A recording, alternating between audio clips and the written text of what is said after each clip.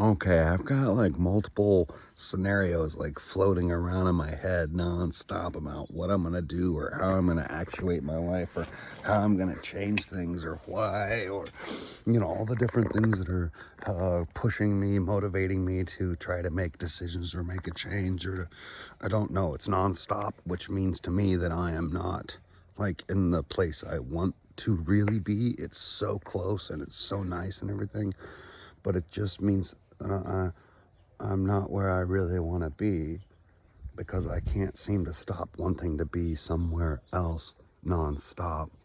And sometimes it's because not of where I am, but the things I have where I am, or the person I'm with where I'm at, or etc., etc. But I've removed all of those things. Well, I haven't, but life has removed all of those things pretty much in my brain from access. So the thing is this trailer right here, okay? Nice looking trailer. But this trailer came with problems from the factory.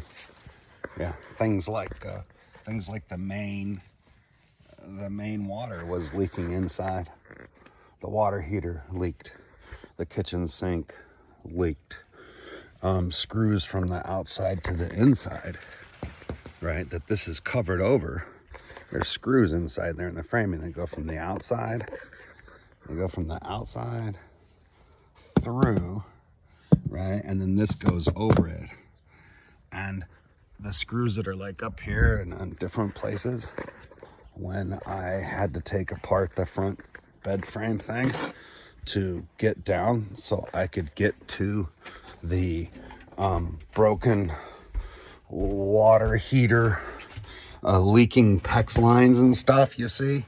Because the kitchen was leaking, water heaters leaking, it's all leaking. And I couldn't get them to cover the warranty, and that blew my brain out, and then it made it impossible for me to be able to call or talk to them. And then when I did, they were abusive and horrible. It was just horrible. The whole situation was horrible. All of it. This was leaking down there for a long time. I've stopped that leak. This was broken and leaking for a long time. I fixed it. So the thing is, and then here, see, like, this is where they're like, this is how they had the front cabinet, the cabinet up here mounted. And you see how this is just like, there's like nothing. So they had all these screws coming through, and then those weren't even attached to any sort of framing. So this whole front shelf here was just like bounce, bounce, bounce, and it just started to sag. And I took it out. I'm like, this is ridiculous. And then I had to take this whole thing out just to get under to fix the leaky frickin' water thing. And oh my God, it's just ridiculous. This just popped right out like within the first 2 weeks. The refrigerator handle broke. This one broke. Little guy broke because this hallway is so tiny. What else broke? Oh yeah, that popped right off the wall. It's built super, super badly. Oh yeah, the whole main jackknife couch here, it tore out of the wall within 3 weeks, just from when I was just driving it. I was driving I drove 100 miles on just paved roads. And when I got there, the jackknife sofa had ripped out of the wall. That's how, like, benefits though. Giant rear opening door. It's only 17 feet, well, plus 20, about 20 feet long. And originally it was supposed to be 3,200 pounds, but mine actually came out to be 3409 or something like that. 3,400 pounds dry. Okay, nice light trailer, single axle. All right, so there's a bunch of stuff to fix. I've torn a bunch of stuff out. They denied a bunch of all the warranties that I requested, and I stopped paying on it for a while, and I was way behind, and I caught up because I was being forced. So they had it at the dealership. They refused to fix anything, denied all the warranties, didn't give me any options, didn't say, oh, we could fix this for $300 or $500 or $600. They did nothing. They didn't offer to fix any of the leaking water things. They didn't offer any other things because they had robbed me, because their finance manager had taken advantage of me and robbed me, and then for a year plus kept avoiding me and my requests to have my $4,000 extended warranty that I found that I couldn't use, to have people come to fix it, which is why I thought I bought it. You see, I got talked into this like service extended warranty contract where they said wherever I am, they would come to me and help me and they would fix it. And I thought, well, that's just great for a disabled guy like me who, you know, sometimes I can do it and sometimes I can't. And so to have that backup would have been just wonderful, right? And then I call in to find out, no, in fact, you can't use that until the first year of your own warranty expires. And I'm like, well, then how do I get this warranty working? Like, you have to tow it in. And I'm like, I can't, because I was in a very disabled state at that time and I couldn't tow it the 3 hours plus hundreds of miles, and they wouldn't do anything to help me. So mean to me on the phone.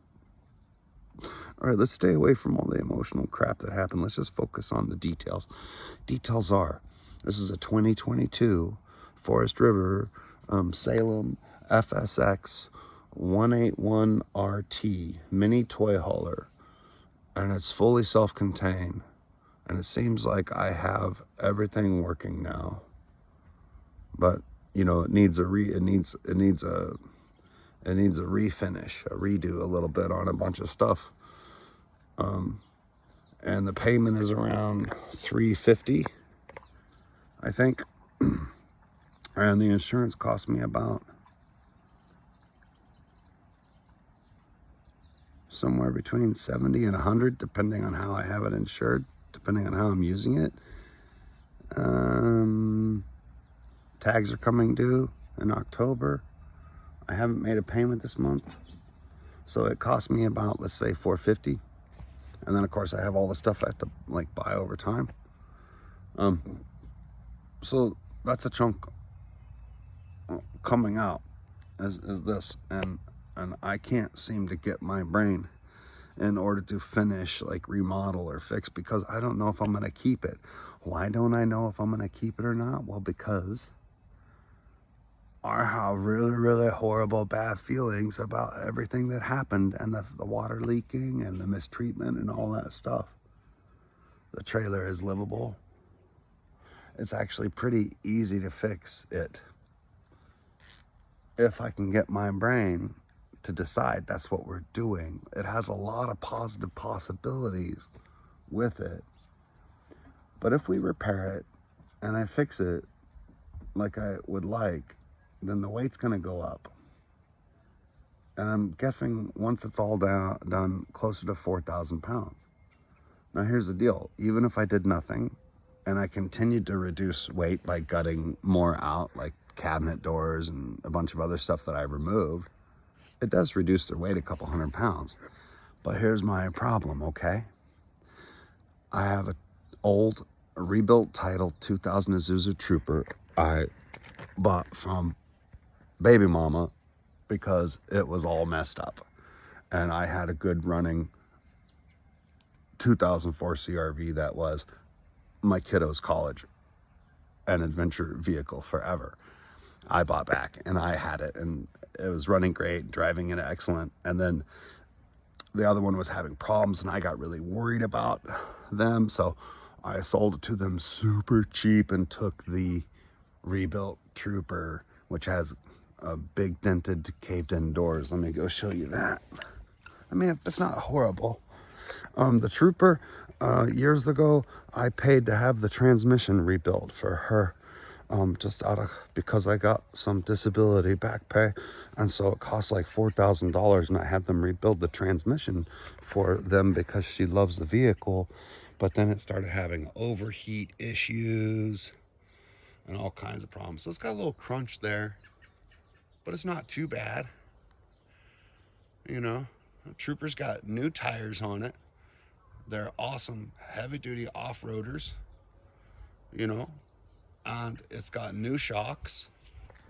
It's got a rebuilt transmission, that I overheated 5 times towing that trailer. The tow rating of the Trooper is 3,500 pounds. I put a new hitch on the back because the hitch bent when she got in an accident. So I put a new hitch on it. It's got 7-pin wiring. It's got a trailer brake controller. 3,500 pound tow capacity. Now, it burns oil like crazy. Every 3,000 miles, I go through a couple quarts of oil, depending on how I'm driving it. But just here and there and to the beach, it's not too bad. I hit the highway and I go for, a couple hundred miles. Like, it's just very light, but it definitely goes through it. So it needs a ring job, and head gasket is bad and the intake manifold gasket is bad. I know all this because I've used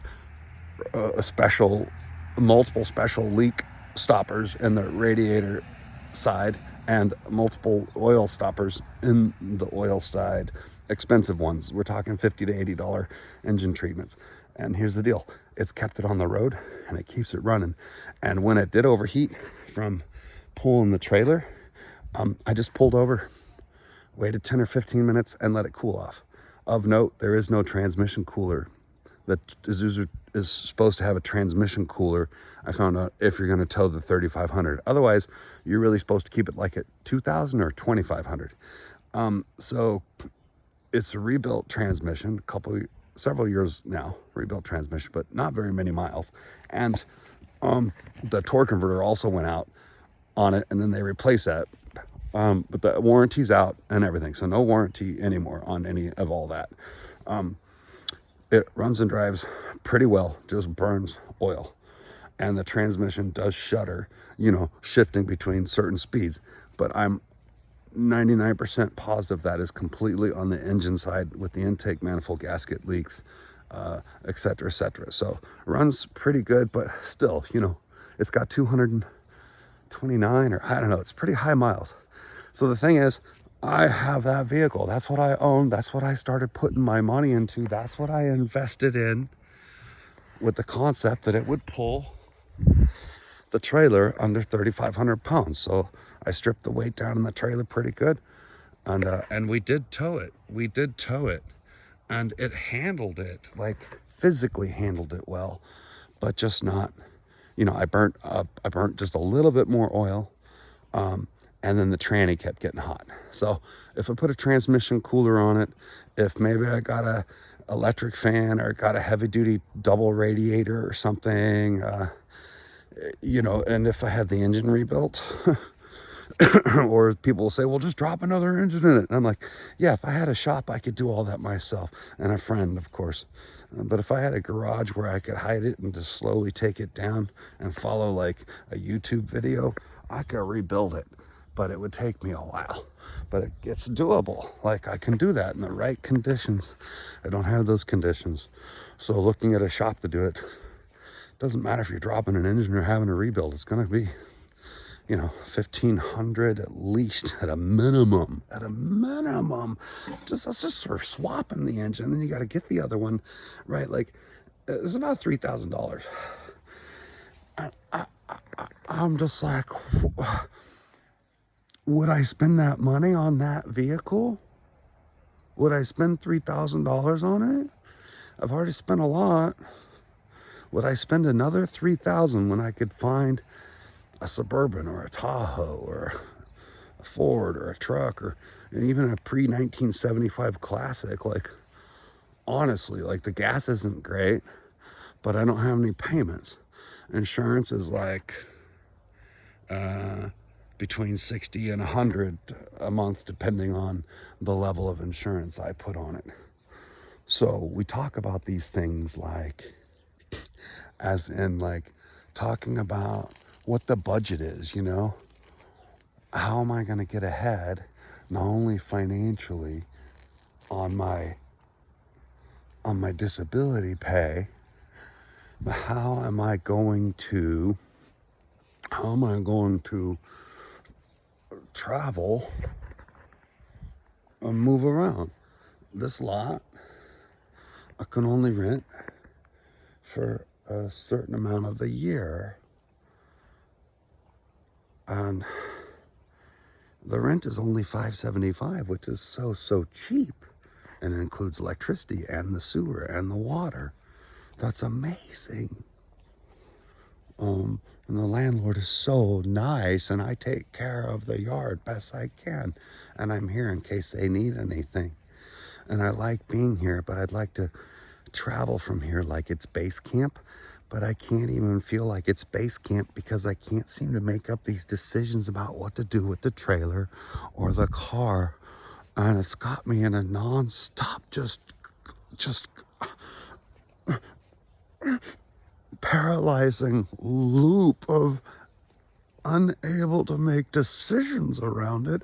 Tomorrow I spend another $110 on storage to keep the stuff that I haven't used for months in storage, because I don't want to bring them here and load up the trailer, because in a couple months I'll have to unload everything and then start renting U-Haul truck every 2 weeks or 10 days to, 2 weeks approximately, to move the trailer around with the U-Haul truck. So that's like $30 to rent the truck, plus 90 cents or $1 a mile, plus the gas.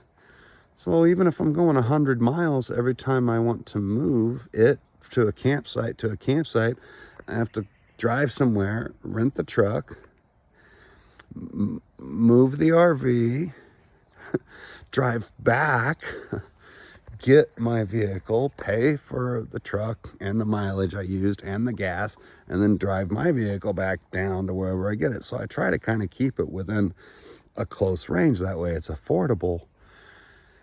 But then again, I don't feel like I'm living at all. I feel like all I'm doing is just surviving, and every decision I make is based on a beat up old vehicle that I can't fix or operate correctly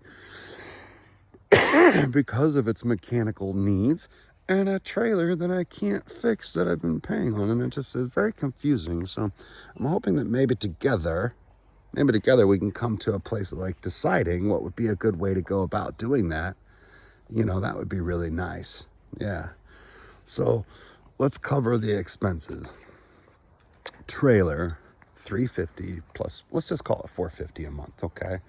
That's what it costs to have this hard-sided thing.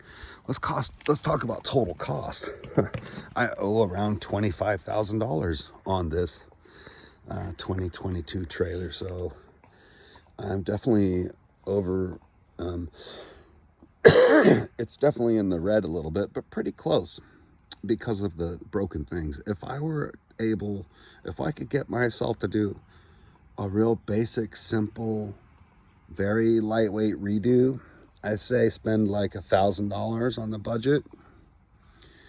I could make it a super, super cool little couples camper, set up way better than it is. And of course it could be a single too, but I could really make it super, super cool. And then if I spent like $2,000 or $3,000 over time, I could do things like add in a giant, solar panel, more batteries, etc. All of these things increase the weight. Now that's fine because this is a mini toy hauler, you see. So the mini toy hauler has the advantage of being able to open up this entire rear deck here, and the fact that it has super heavy duty flooring in it. And even though it's a single axle, I'm trying to remember, but it can actually carry it can carry a full size, well, maybe not a full size, but it can carry a pretty good sized quad. You can even get 2 quads if they're not too gigantic, but you can also put motorcycle, full size canoe. This ramp comes down, but can also be turned into a deck. So there's a lot of possibilities with it. You see, it's just not built that great. And I don't know if it's worth $25,000, plus the money to spend on it to fix the interior and stuff. So I consider heavily, because I'm currently experiencing charge-offs, I'm going to have to file bankruptcy to get my credit on a 2-year recover track, because in 2 years then I could use my veterans eligibility certificates for a home loan, but I can't use that right now because my credit went too low. So I'm in a tough spot. So 25 grand. Would you keep this, or would you just let it? Would you get rid of it with the bankruptcy? Just have them take it back and be done with it? Or would you file your bankruptcy and keep it? You know, and keep it. And then, like I said, then I have to rent a vehicle every time I want to move it. Because I just don't believe that even if I rebuilt the Trooper engine, even if it had heavy-duty transmission cooler on it, even if it had a 2-row radiator and it had electric fans, like, it's still a small V6. And the vehicle was not made to be, a tow SUV back in the day. They didn't build it entirely to be able to do that. Now, the Troopers are pretty kick butt as overlanders or four-wheel drive units, etc., etc. Probably pulling around a small boat. I've pulled around small trailers and not had any indications come up on tranny overheat or engine, like any of that. No problem. As long as I keep it like under, I think, 2,500 pounds or less, it seems to be fine. Still burning oil, etc., etc. It still needs a rebuild. Putting that extra stress on it is not good, so I just hardly ever do it unless it's like I'm just out of money and it's my only way. I very rarely drive it anymore either, because I'm always concerned that that'll be the last time I'll be able to drive it, and then it will be broken and I will be looking at a $2,000 to $4,000 bill to get it fixed. And I continually ask myself, well, why would I do that? Because when I rebuild it, I won't be able to pull this trailer. See how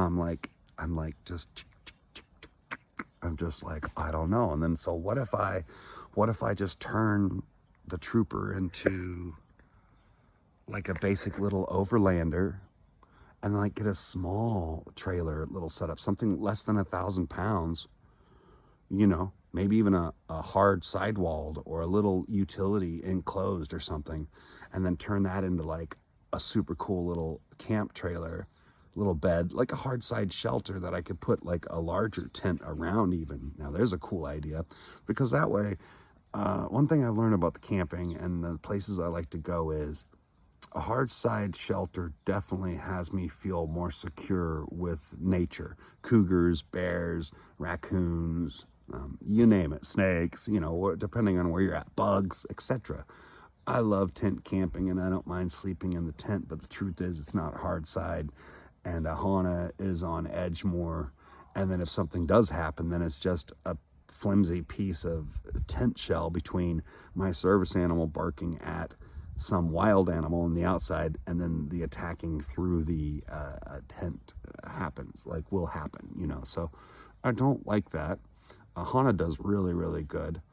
But we have been in the tent before and been being kind of stalked, as it were, by some predator walking around it before. We just be really quiet, pretty much is the simplest thing to do. And then we can make a lot of noise and shake the tent if we have to scare them away. But we try to just be nice and quiet. They smell and then tend to go away, right? I don't keep food out, etc., etc. I'm smart like that. But anyway, so all I'm saying is, those are my scenarios. My scenarios are what they are. I'm not very comfortable nomading and living and staying on the streets like a lot of people are, and I have nothing against that. Like, I think it's brilliant, but there's something, and I've done it. I've slept in the cars. I slept outside in the park. I've been in a homeless shelter. None of those situations made me feel at ease or safe or okay. So this is a definite improvement from that. And I did do a U-Haul hard-sided trailer and a big tent one time, and it was a super cool idea. It's just that when I did it, I was in the middle of episodes and super low functioning, super low masking, and it was in the middle of before winter and rainstorms, and I was scared, and it was a lot, and everything got soaked, and it freaked me out. And the next thing you know, I bought an RV, and a friend loaned me a truck, and then that all turned into crap too. I spent close to $4,000 on this friend's truck, and I was paying insurance, and even for the registration, they got weirder and weirder about what they had originally said was it'll be ours. I don't hardly use da da da da, and they just got weirder and weirder and weirder about it.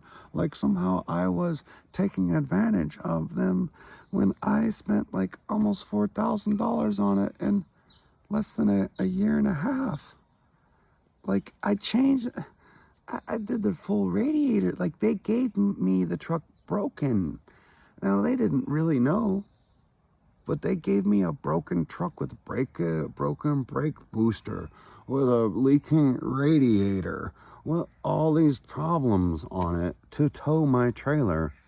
So I had the trailer having all of these failures with the water leaks and all this crap going on with this trailer.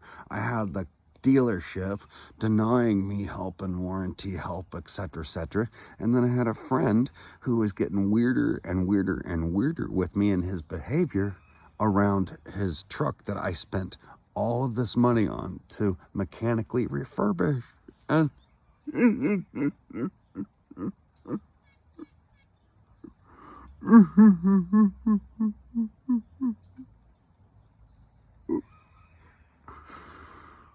I don't understand. So, what am I gonna do? I don't know what to do. I got a vehicle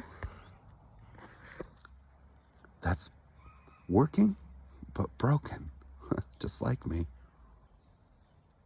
It can't safely pull this trailer, and I need to move the trailer in a few months. And also, because I can't be here year round at this awesome spot, because I can't be here all the time regularly, I can't set up a sense of hominess. And I haven't been able to set up a sense of hominess in the trailer because it's broken. I don't know if I'm gonna keep it, and like it just, and I can't fix the car because I don't know if it's the right thing to do, because like I fix it, what if it could pull, but it's not made, like it's gonna break. Like it's gonna break if I do that, but my brain keeps thinking this is a possibility because of the numbers. And then here's the last thing. A vehicle over there, it has major sentimental value because it's what, well, she drove around our kiddo in safely to school and everywhere she went, piano and gymnastics, and you know, it's got them on it when I'm driving it. Anyway, I don't know if that's helpful or not either, or matters. It personally doesn't mean anything to me other than that it was hers and theirs. It's a cool vehicle, and it's definitely helped me out a lot. I've definitely got my value out of it, I think, but it can't pull this trailer, and I can't load it down much or expect it to go much longer as a, you know, roadworthy camper. But that's what I've been doing for a year. No, I haven't even had it that long, actually. Yeah, I haven't had it that long. Huh, I forget. Anyway, so what would you do? What would you do, huh? let's say that your budget, let's just say your budget is $2,500 a month, and the trailer is $450, and rent is $575, and your vehicle needs about $3,000+ worth of work. You have no credit, and the cheapest way to live is in the vehicle nomadically. And then the next up from that is using the state parks, because I get 10 days a month free in Oregon. So traveling around to the state parks without having to pull a trailer is pretty easy. It feels very footloose and fancy free, and I love that feeling of being able to come and go easily. That's why I don't want to do a tent on top of the vehicle I drive. I'd rather get a tiny little Harbor Freight trailer and put a rooftop tent on one of those, or just buy a tent and then create a base and then like mount it and then make my own little inexpensive clamshell. That's so easy to do. For under $1,000, I could make a trailer, a small trailer that would hold a few bins, camping bins, could be enclosed and locked, out of wood, etc. Could have a hard deck for the main portion of where a tent would go, and then it could like fold out and fold out. I don't know, I got some ideas. I just don't know which way to go. Or I keep saving. I'd stop paying on the trailer. A couple months I'll file bankruptcy. Trailer goes away. Bye-bye. And I make my own, or I buy an expensive like pop-up. There's another thought too. If it's under 2,000 pounds or less, I could get a small pop-up for probably $2,000 or something. Like an old used one, there's an option. Or I could buy the small trailer and outfit it and then put like a tent on it, because a nice tent is like $150 for a nice big tent. But if I want to get a 4-season tent, then I'm gonna have to spend like $400 or $500 for a 4-season tent, you know. Anyway, throw me some ideas if you have any, please. Save up, buy a Suburban, etc., buy a truck so I could pull this thing. Save up and get an economy one again, like I had with the CRV. It can totally tow a small 2,000-pound trailer, no problem. Gosh, I don't know what to do. I just don't know what to do any more about it. But I need to get that figured out, because in a couple months I have to move back to like jumping around to the campsites, or save up enough money for hotels, or go camp on the streets, or go camp at the park, or whatever. But whatever it is, whatever I do, I just kind of want to do one thing, if that makes any sense. And I prefer not having my vehicle set up as a camper. Yeah, it's great to have like things in there ready to go in case that happens. But everybody's their own. I feel incredibly awkward.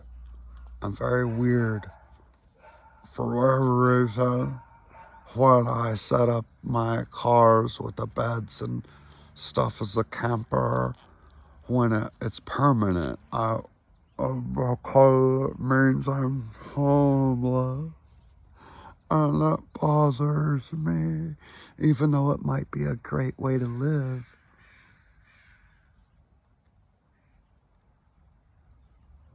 But of course, if I just went and lived nomadically, people think that's a lot less expensive. But what happens for me is I then run into issues with managing food, being able to access enough distractions, to maintain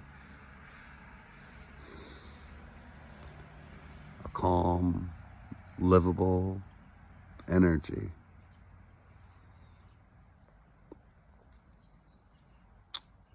Yeah, what would you do in this situation, huh? I need to be able to make a decision that's long lasting, that I can plan around, that I can start to build my life around, because I have nothing else to build it around. So why not build it around how I'm gonna live daily? Because I sure would like to get that figured out. I'm so tired of continually changing up how I'm living. It's really stressing me out. I got all that stuff in storage.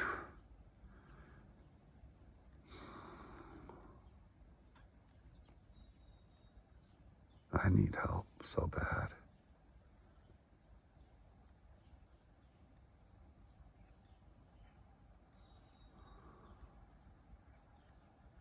Oh, I really wish somebody would join me on my journey. We could figure it out together.